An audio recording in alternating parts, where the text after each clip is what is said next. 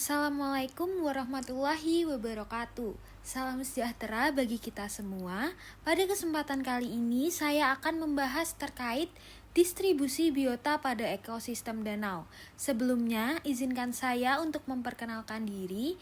Saya Melanie Duhon dengan NIM 25558034 PN 19582. Saya berasal dari Prodi Teknologi Hasil Perikanan. Ekosistem danau sendiri adalah suatu sistem ekologi yang terdiri dari interaksi timbal balik antara makhluk hidup atau biota seperti tumbuhan, hewan, dan mikroorganisme dengan lingkungan fisik dan kimianya di dalam dan sekitar badan air danau.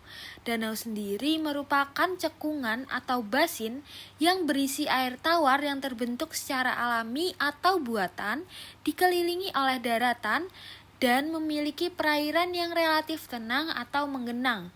Dalam ekosistem ini, biota didistribusikan ke dalam beberapa zona berdasarkan kedalaman dan kondisi lingkungan seperti cahaya, suhu, dan kadar oksigen. Ekosistem danau terbagi menjadi beberapa zona ekologis yang berperan dalam distribusi biota. Yang pertama ada zona litoral, bagian dangkal tepi danau sampai kedalaman 6 sampai 10 meter. Zona ini merupakan habitat tumbuhan air, fitoplankton, zooplankton, invertebrata air seperti keong dan serangga, ikan kecil dan dewasa yang memerlukan cahaya dan oksigen tinggi. Zona ini kaya nutrien dan produktif. Yang kedua ada zona limnetik, zona perairan terbuka yang mendapat sinar matahari tetapi tidak sampai dasar, didominasi oleh fitoplankton dan zooplankton sebagai produsen utama, serta berbagai jenis ikan. Yang terakhir adalah zona profundal, zona dasar yang gelap dan memiliki kadar oksigen rendah. Habitat utama bakteri pengurai, cacing, dan ikan dasar atau demersal. Pembahasan selanjutnya yaitu faktor-faktor yang mempengaruhi distribusi biota. Distribusi biota pada danau sangat dipengaruhi oleh faktor fisika dan kimia air, antara lain suhu air, mempengaruhi metabolisme dan aktivitas biota. Suhu air biasanya berfluktuasi secara vertikal mengikuti kedalaman dan musim. Lanjut ada oksigen terlarut, penting untuk respirasi organisme. Oksigen menurun dengan kedalaman dan kondisi stagnan.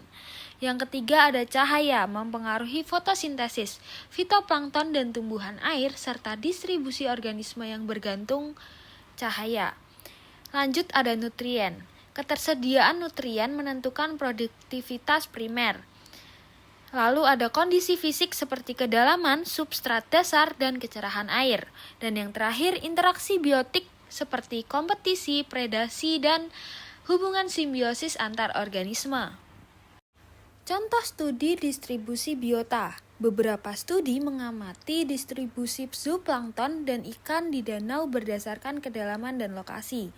Misalnya, komposisi dan kepadatan zooplankton berbeda antara zona permukaan 0-2 meter, tengah 4-6 meter, dan dasar 8-10 meter.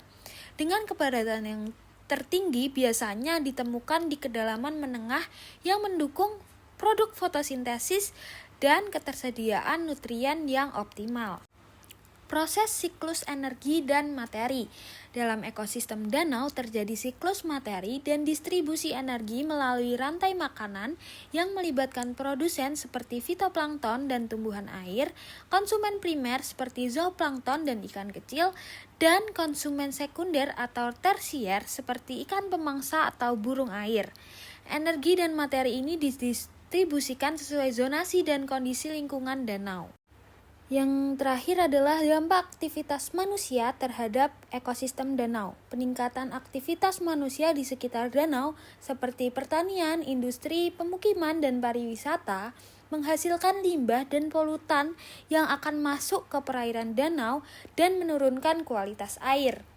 Lanjut, pencemaran nutrien seperti nitrogen dan fosfor dari limbah domestik dan pertanian menyebabkan eutrofikasi yang mempercepat pertumbuhan alga berlebih atau blooming, mengurangi oksigen terlarut, dan dapat menyebabkan kematian massal organisme akuatik. Yang ketiga adalah pengambilan ikan dan biota secara berlebihan mengganggu rantai makanan, mengakibatkan ketidakseimbangan populasi spesies. Yang terakhir, aktivitas penambangan dan konstruksi dapat menyebabkan pendangkalan danau melalui sedimentasi yang berlebihan, merusak habitat dasar danau serta mengurangi kedalaman danau. Sekian yang dapat saya sampaikan, kurang lebihnya mohon maaf. Wassalamualaikum warahmatullahi wabarakatuh.